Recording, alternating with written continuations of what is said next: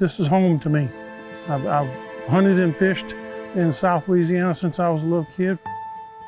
Roof is coming. Holy. And just to see the land that's been decimated in that area because of Ida, it's tremendous.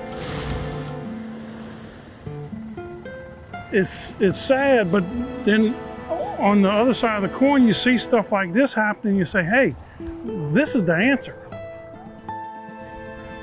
There's been a lot of work in this area to try and understand and resolve how do we do restoration on the scale needed in Louisiana and actually rebuild our coast. This is vital to the protection of coastal communities in Louisiana. That's how Louisiana was built. We just need to get our minds set to doing what Mother Nature taught us. Everywhere in Louisiana, you're seeing retreat. You're seeing the Gulf of Mexico winning the battle, eroding away the marshes, except here. It's all nothing but land that just has been developed.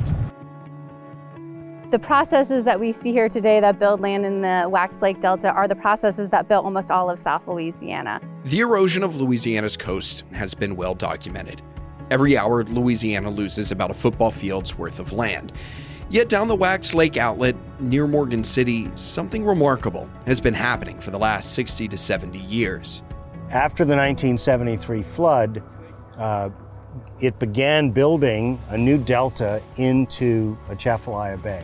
The Wax Lake Delta is one of the few places in Louisiana where we're actually gaining land.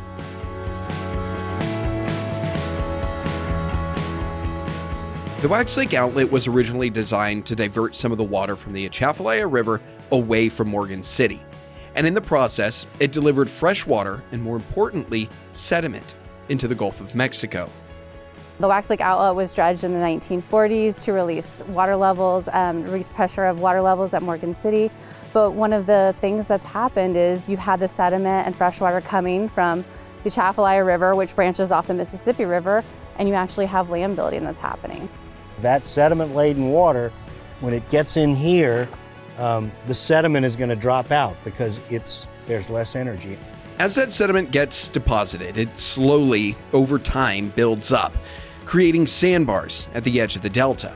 We're on what's called a mouth bar, so we're right at the edge of Atchafalaya Bay as we come out of the Wax Lake outlet.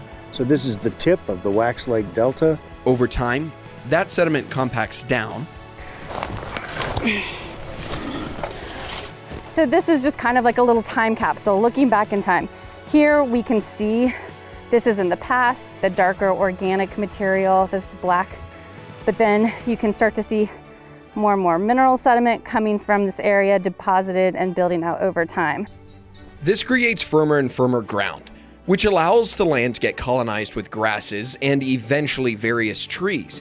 And because the process has been occurring naturally, the Wax Lake Delta has given researchers the chance to study how land can be created in Louisiana. The Wax Lake Delta has really been kind of a living laboratory to understand what that natural process looks like. What can we expect from things like diversion? The delta and marsh is creating important habitat for a range of species. Everything from the fish we eat that support our seafood industry. The things that are so important in an estuary. It's where there are going to be baby shrimp, larval shrimp. It's going to be where there are going to be young blue crabs. It's going to be where small fish that we're eventually going to eat, like flounders and redfish and speckled trout, are going to be using these types of habitat as shelter. To a perfect corridor for birds. It's really prime food for ducks in the winter, for geese in the winter. If you look at all the migration surveys and all that on all the ducks and the geese that are coming down, they're coming down to places like Wax Lake because that's where the food's at. For avid outdoorsman Kirk Sanji, the change in the Wax Lake Delta has been remarkable. And when I first started coming down here, that was back in the late 80s and early 90s, and you just didn't have as much land as you have down here now. Noticing change that's occurred since he brought his kids out there to hunt and fish not that long ago. What we used to hunt was a bunch of sandbars and all that. Well, it's kind of grown up with a lot of willow trees, and we've kind of actually had to move a little further out to hunt, which actually is a good thing. And the healthier the marshes, the more game that these areas can support. I'm actually convinced that our productivity is going to go up. Because we harness more of the energy that the river brings, we're going to have more seafood, more wildlife, more abundance of life, because we're going to spread out the wealth. The wealth comes from the river. Vital not only to wildlife, but it's also an important piece of protection for all of us who call Louisiana home.